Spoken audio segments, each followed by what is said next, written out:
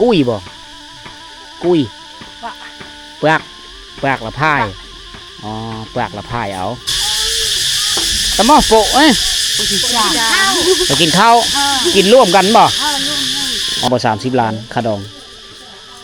จะบอกเอาแล้วจะเอา50 ล้านแล้วบ่เอา50โอ้50 ล้านคำสาวบ้านอ๋อตัว50 ล้านคำสาวบาท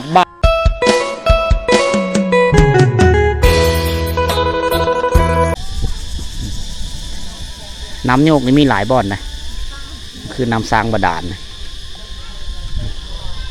ตัวนั้นจะเป็นเล้าเข้าเบื้องนั้นจะเป็นป่ายางโบง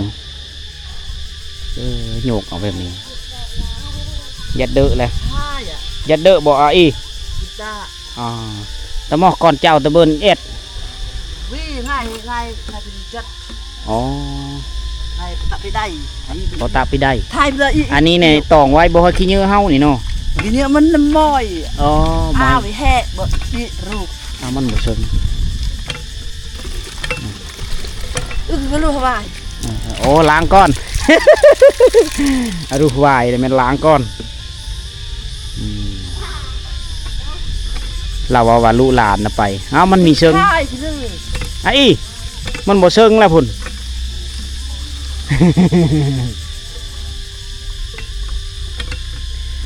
เขาเจ้าจะตองการตองอันขี้เนื้อ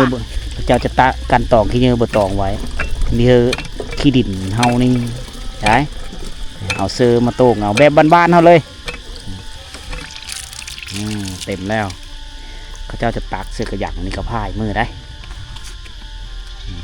หม้อต้มน้ำร้อนพร้อมอันที่หนึ่งก็คือได้สูบน้ำได้โยงน้ำนี่ก็ได้ออกกำลังกายไปน้ำได้ยืดแข้งยืดขาได้ยืดแขนกระตุกแต่ละกระตุกเขาเจ้าจะสะสมไว้เพื่อเสื้อน้ำจากซี่แหละไม่ได้ตักเสื้อคู่ใหญ่ๆเพราะมันแพ้แห้งอันนี้ก็น้อยก็เต็มกระยังแล้วก็พ่ายเมื่อพอดีถือสบายไปสบายตัวนั้นก็เอามือต้มกินนะตัวนั้นง่อยดื้อในเลยบ่ได้ต้มอ๋อเอามือละต้มง่อยน้ำดื่มเพิ่นนะดื่มก็ดื่มน้ำตัวนี้แต่รสชาติมันจะจางๆนะเพราะว่ามันเป็นน้ำบาดาล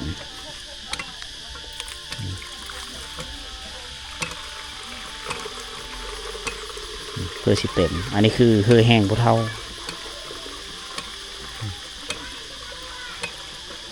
เพื่อสิเต็มคุเพื่อสิเต็มหม้อ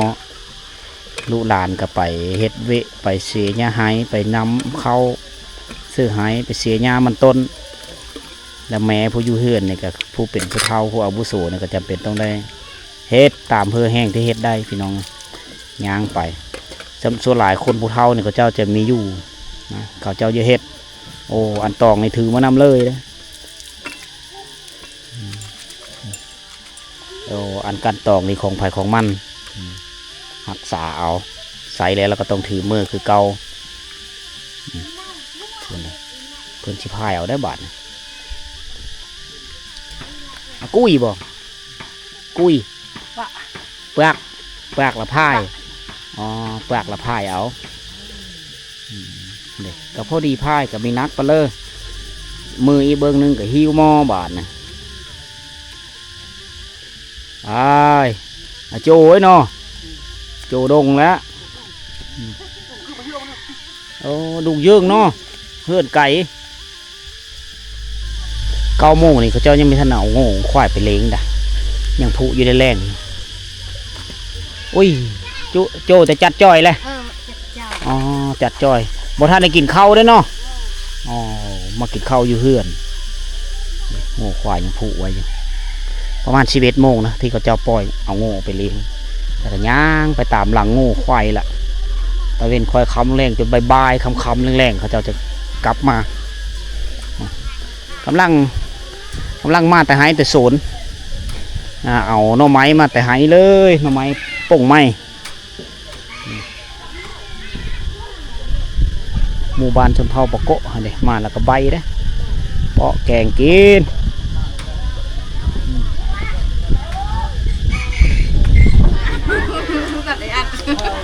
ตอนนี้กำลังมาแต่ซักข้าวไห้นี่ซอยกันอ้ายน้องนะมากินข้าวอยู่เฮือนตอนสาย9 โมงแล้วมากินข้าวเช้าได้เพื่ออาหารเนี่ยนี่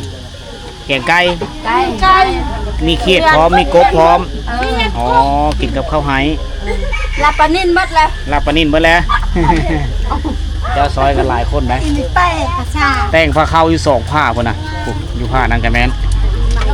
หลังจากมาแต่ให้สูตรเอาหน่อไม้มานำพร้อม จะมาจ่ายของหน่อยนึงอายุอายุ อย่าโดยกินข้าวแซ่บๆ มาเด้อกินข้าวเด้อ ไก่ก็อยู่นี่เลยเนาะไก่เนาะอยู่ในหลังกันเลยเนาะไก่ก็อยู่หลังกันเลย ตับไก่ตับดุงเว้นตับแห้งอันบ้าง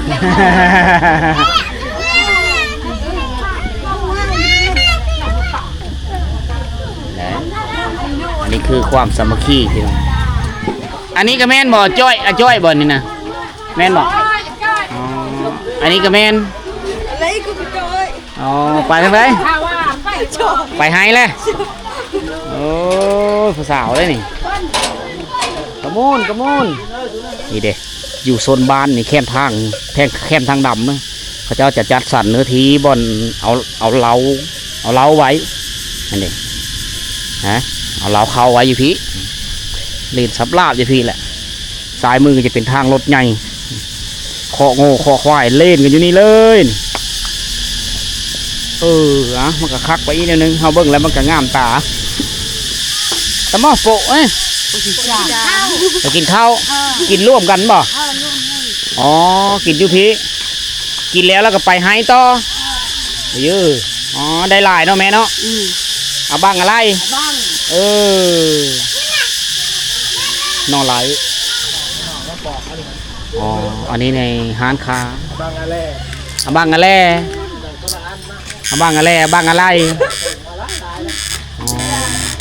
ไม่ยังนี่ห้องแตรดโอ้จักจันโอ้เขาจะมาแล้วก็เก็บวิเข้าบ่เนี่ย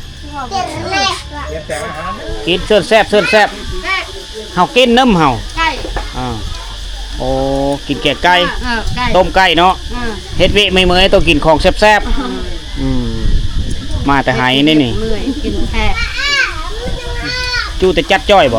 จัดจ่ายอ๋อนางซักไหน้ำไหเนาะกินข้าวเช้าบ่นี่ฮะกินข้าวเช้าบ่แม่นบ่เวลา9 โมง 10 โมงกินข้าวเช้าเนาะตอนแรกนี่ไปอีกหมดแล้วเนาะอ๋อพักผ่อนกินข้าวแล้วโอ้เขาจะเอาแห้งกันซอยกันซักไหแต่แซ่เช้าข้าวเช้าไม่ทันกินซักแล้วเรามากินอยู่เฮือนอันไฟจุกจี้จุกไงตีนหัวทอดจุกมาฟ้าหมดจุดแรกอันว่ามาแต่ไหได้ผลงานมานำผู้ละกระยังนี้เอามือเฮือนเพื่อเฮือนมันได้แบบนี้แน่ผู้นั้นก็เต็ม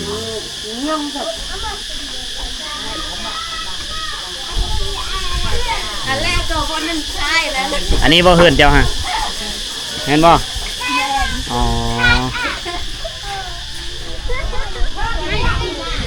บ่ผู้สาวมืดบ่นี่นะแม่นบ่ผู้สาวมืดบ่อ๋อกระมูนแง่นี่เนาะอันนี้คือเมนูอาหารลับแม่นบ่ล่ะมีแต่ผู้สาวบ่บ่เจ้ากับผู้สาวบ่อ๋อเจ้าบ่ได้อะไรกินเลยจ้าเลยกินอันนี้เนี่ยใบหน่อไม้ก้อนแม่ให้จับไว้เก็บดูแม่เองจับเลยแม่เองจับแค่หน่อยเพียรน้องคนนี้แต่งอาหารเนาะแต่งอาหารสอบผู้นี้นี่ซื้อได้ผู้นี้ฮะซื้อได้เกินตรงแล้วนางวะผู้นี้ดิเสื้อดำนี่นางเจี๊ยบโอ้นางวะนางเจี๊ยบนี่เฮ็ดอาหารอะไรอ่ะตกลูไม่ก็จะแซ่บอ๋อ มาแต่ไฮเลยไม่ได้มาเป่าได้เรียนอยู่กินมานำสีและอาหาร อันนี้ไอ้ไว้เฮ็ดกินตอนแรงอ๋อตอนเช้านี่กินไก่ก่อน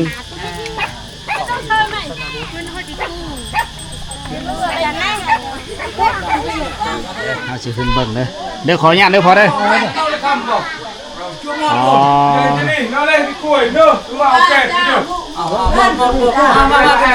หลายเนาะ หลายคนหลาย ไทยเฮิร์นเดียวเบิดบ่นี่นะมุดงแง่บ่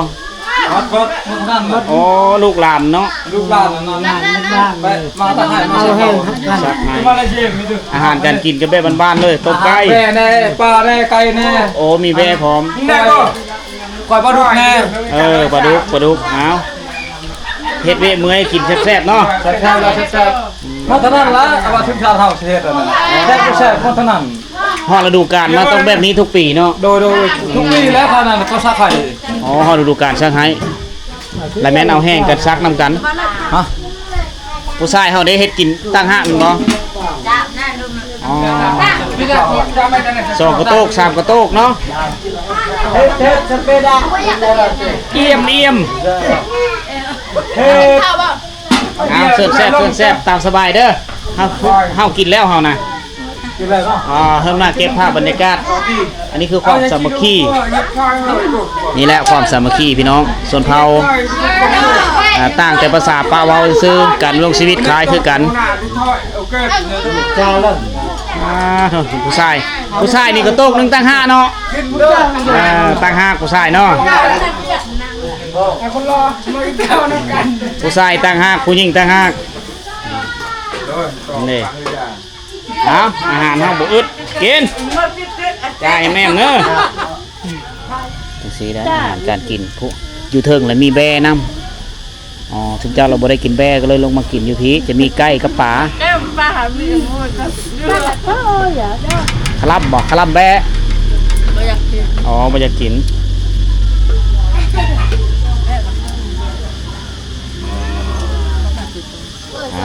เข้านี่เข้าไห้โดยใช่ได้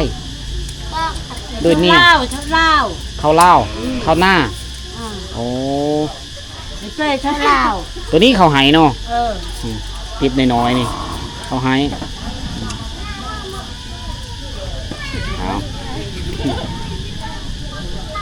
ผัวเบิ้ลมากินน้ำผัวกินอยู่เทิงบ่ผู้สาวโอ้ขึ้นมาได้ผัวแล้วผู้สาวเบิ้ลสอง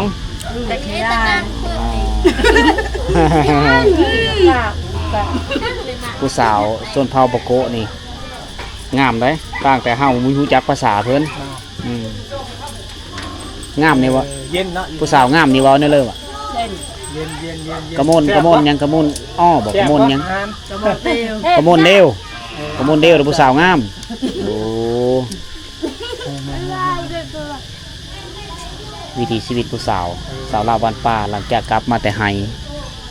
ไปซักไฮนำไฮซอยญาติพี่น้องในสวงตอนเช้าแล้วก็มากินข้าวเช้าอยู่เพื่อนกินข้าวเช้าเวลา10 โมงได้เขาเจ้าได้กินแล้วนี่พักผ่อนเลยบ่พักผ่อนตอนแรกไปต่ออีกบ่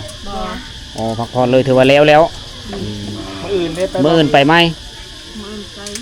ไปหายผู้อื่นอีกมันบ่โอ้ไปเลื่อนไปเรื่อยๆวงจรการเฮ็ดไห้เพิ่นบัดเสียหญ้าไห้ก็เฮ็ดแบบนี้บ่เสียไผ่เสียมันเอาไว้บัตรได้เนาะเสียหญ้าไห้เนาะเอาไว้บัตรผู้สาวอายกินข้าว ผู้สาวนี่ซื้อยังผู้สาวนี่ ผู้นี้ซื้อได้ไหน ยิงกับย้อยปะ ยืม ผู้ นี้ย่อยอ๋อสองไอ้น้องบ่ยืมกับย่อยโมเมนต์สองไอ้น้องเนาะ nè cái mò nè cái miếng nè cái mò อ๋อในไก่เมี่ยงในไก่เมาะผู้นี้เป็นลูกของอ้ายผู้นี้เป็นลูกของน้องโอ้ก็แสดงว่าเสื้อสายไล่ร้องกันอยู่หน้าตาคล้ายๆคือกันค่าดอกแต่ละเพศเนาะเขาแต่งกันเนาะ นำเพิ่นมาได้ เอาพัวนี้แพงบ่แต่งแพงบ่ จักล้านอิดกระเยียกน่ะ นี่ครูนี่แม่เพิ่นบอกว่า เอาบ่หลายแม่เพิ่นว่าได้ อ๋อเจ้าฮอดเฮือนเราแล้ว นี่ก็ไปเมื่อกี้นี่แม่แล้วบอกแล้ว ฮอดบ่30ล้านค่าดอง แล้วบอกเอาแล้วจะเอา50 ล้านแล้ว บ่เอา50โอ้ 50 ล้านคำเศร้าบ้าน อ๋อตัว50ล้านคำ20บาทบาทหนึง50ล้านบาทหนึงก็50ล้าน 51 ล้าน52 ล้านเนาะนะ 50เป็น52ล้านครับ หยอกน้องเพิ่นหยอกคือซื้อนะอันนี้ฮะเนาะเพิ่นเว้าหยอกนั่นแหละเนาะ บ่ตามมารู้ว่าจีน เพิ่นมากกับบ่ฮอดเพิ่นดอก หมูไก่ตัวหนึงก็เอา ไอ้ลีกมุ้ยตุ้ยตะกอด หน้าโตแต่นักจ่า อันนี้หันลูกสาวกกอันนี้ จ้าโดยงอดหญ้าอินเดีย เบิ่งผู้สาวก่อนเบิ่งผู้สาวกินก่อน จ้า จ้า อีแม่กินแล้วแม่ เอาเจ้าอัน อี จ้า แม่กินแล้วบ่ เลย เลยจ้า เลย อายุจักปีแล้วล่ะเจ้าอายุจักปีแล้ว 16ผู้นั้นสาวยืมผู้นี้สาวจังก็ลืมนะ จะคอย ย่อยยืมย่อย ย่อย16 ปีเนาะยืมได้น่ะ16 สำคัญเลย เกิดปีเดียวที่สาม อ๋อสาวย่อยสาวยืมผู้นุ่งเสื้อสีบัวนี่สาวเจ้ายืม เนาะ สีดำลายนี่แม่นสาวย่อย เนาะงามเล่นโตนี่นะ จ้า เดวได้กระมอนเดว เนาะ เอาท้ายสุดนี้เราได้มารู้จักกับสองสาวพี่น้องเลยนะมีน้องยืมแล้วก็น้องย่อยคำว่าย่อยแม่นลูกสาวลาอายุ16 ปีแล้วก็น้องยืมผู้กระตุกน้ำสีแดงตั้งอยู่หันกันแม่นสาวยืมล่ะ16 ปีกันได้เลยเป็นผู้สาวลาวในชนบทโดยเฉพาะคือผู้สาวเผ่าปะโกะที่อยู่พี่และเขตห่างไก่โซลิพี่น้องเลยอยู่เขตนั้นเมืองตะโอยแขวงสารวันอันนี้เขาเอิ้นว่าสาวเล่าวไต้มีแต่ผู้จบผู้งามนะกินข้าวมาแต่หายแล้วกินข้าวสามัคคีมื้ออื่นนี่ก็ไปซักหายนำผู้อื่นนี่มื้อเอาแห้งกันไปเลยหายชุมเจ้าแล้วบ่ยังบ่ทันได้ซัก จ้า มื้ออื่นอ๋อไก่บ่เยิงบ่ ไก่ อ๋อเอาบ่อายกี่ตัวไปนำนี่เอาไอ้กี่ตัวไปซอยอยู่แล้วเลย เนาะ จำแจวตำแจวให้เรากิน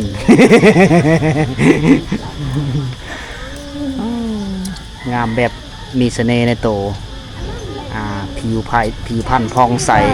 บ่ได้ท่าครีมท่าสติ๊กเลยงามแบบธรรมชาติพี่น้องอันนี้เราก็เอิ้นว่าสาวลาวบ้านป่าหาเบิ่งได้ยากแล้ว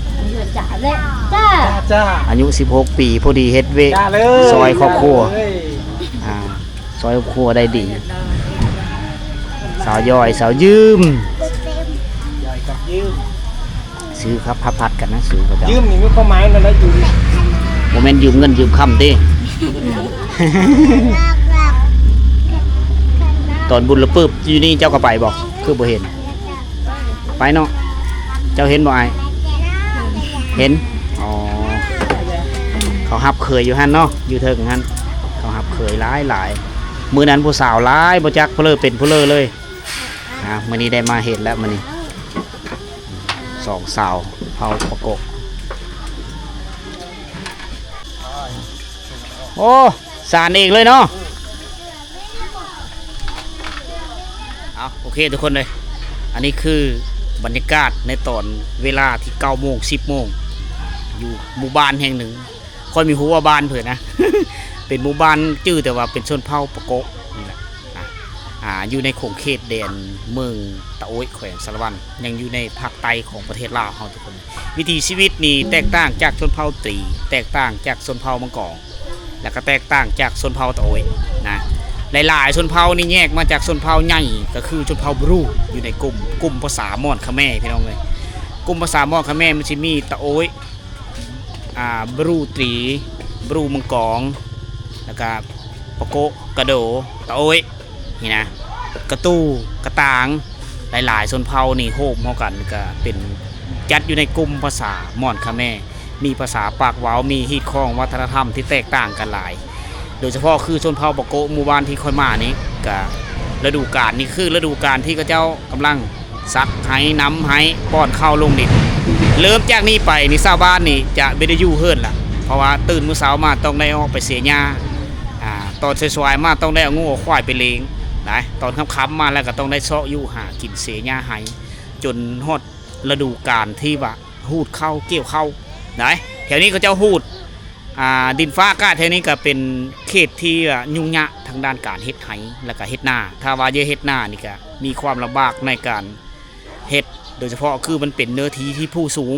เฮ็ดเวลาฝนตกนี่น้ำบ่ค้างน้ำจะแห้งฝนเศร้าตกน้ำก็แห้งไปตามฝนเลยนะก็เลยเฮ็ดมีอุปสรรคในการเฮ็ดนาฉะนั้นเขาเลือกที่จะยึดมั่นในอาชีพการเฮ็ดไห้ทุกคนเฮ็ดไห้นี่ก็ทางป่าแบบคงที่ทางปีนี้แล้วกับปีหน้าปีต่อไปก็ปลูกมันต้นเสื้อฉะนั้นก็กลายเป็นศูนย์เขาเจ้าเลยได้ในการเฮ็ดไห้นี้ฮอดช่วงฤดูกาลที่เขาฮูดแต่ละปีมาเขาเจ้าประสบพบพอกับอุปสรรคที่ว่าฝนตกฝนฝอยฝนอุ๋ยมาแต่เวียดนามทุกคนเนี่ยก็เลยเฮ็ดเขานี่ก็มีแห้งฉะนั้นเวลาเฮายางเลาะเที่ยวกลางบ้านในช่วงนี้น่ะเขาเจ้าจะเอาเข้าออกมาตะนะก่อนสิไปปุลงดินเขาเจ้าก็เอาไปฟัดเขารีบออกก่อนอันนี้คือวิถีชีวิตที่แท้จริงของพี่น้องชนเผ่าปะโกะเฮาไม่ได้ปั้นแต่งพี่น้องเฮามาถ่ายทอดวิถีชีวิตแบบตัวจริงถ่ายทำมาเบิ่งพ่อแม่พี่น้องเฮาได้รับชมอยู่ทางบ้านการลงชีวิตแต่ละคนมันคือการวงจรแต่ละวงแต่ละมือแต่ละยามหาเช้ากินค่ำหาหน่อไม้ตอนเช้ามาใบมาต้มไว้ตอนแรงเขาจะเฮ็ดเมนูแกงเฮ็ดเมนูต้มกินสู่ครอบครัวหลังจากมาแต่ซักไห้แล้วก็กินข้าวสามัคคีแล้วเขาเจ้าก็พักผ่อนพี่น้องเลยฮอดมื้ออื่นเช้าเขาเจ้าก็หมุนเวียนไปให้ผู้อื่นสำหรับวิดีโอนี้ก็หวังว่าจะมอบความสุขคือทุกคนอยู่ทางบ้านและความรู้เล็กๆน้อยๆที่พวกเรานำเสนอให้ทุกคนได้รับชมพบกันใหม่ในวิดีโอไปสำหรับวิดีโอนี้ขอกล่าวคำว่าสบายดี